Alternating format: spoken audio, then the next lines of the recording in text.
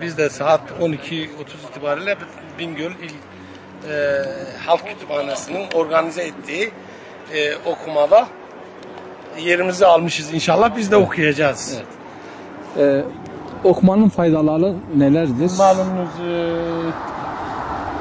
dinimizin ilk emri ikra. Evet. Yani oku. Evet. Oku. Allah'ın bize ilk emri de okudur.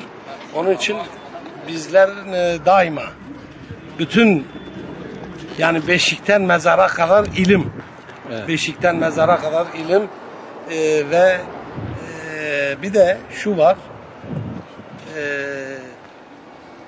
Bizim en büyük düşmanımız cehalet, zaruret, ihtilaftır.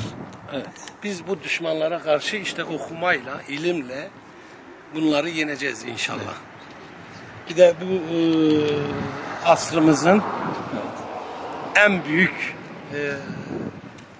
alimlerinden yani bu Bediüzzaman Said Nursi Hazretleri'nin kitaplarını, eserlerini mutlaka yeni neslimize tanıtmalıyız, okutmalıyız. Evet.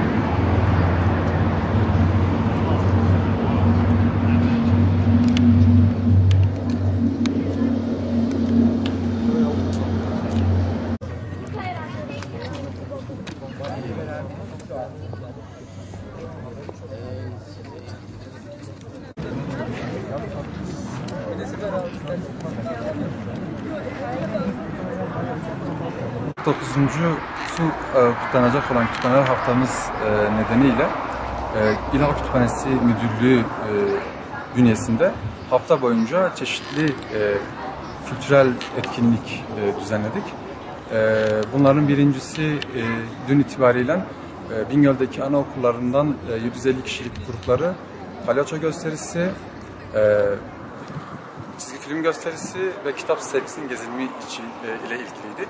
İkincisi yani bugün yapılan kitabını al, meydana gel kitap okuma kampanyası dahilinde halkımızın çeşitli gruplarından, farklı meslek gruplarından oluşan okuyucularımızı buraya getirdik.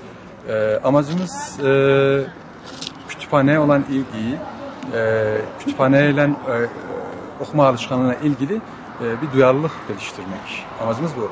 Yarın ise Bingöl Üniversitesi'nden 2 tane akademisyen hocamız gelip çeşitli okullar, belirlediğimiz okullardan öğrencileri getirip sıra dışı okullar belgeseli yapıp sempozyum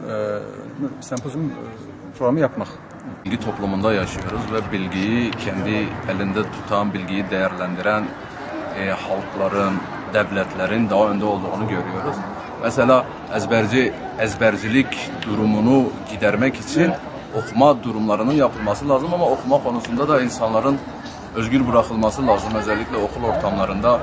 Mesela ben kendim okuma alışkanlığını yani ilkokul 4'te edindim.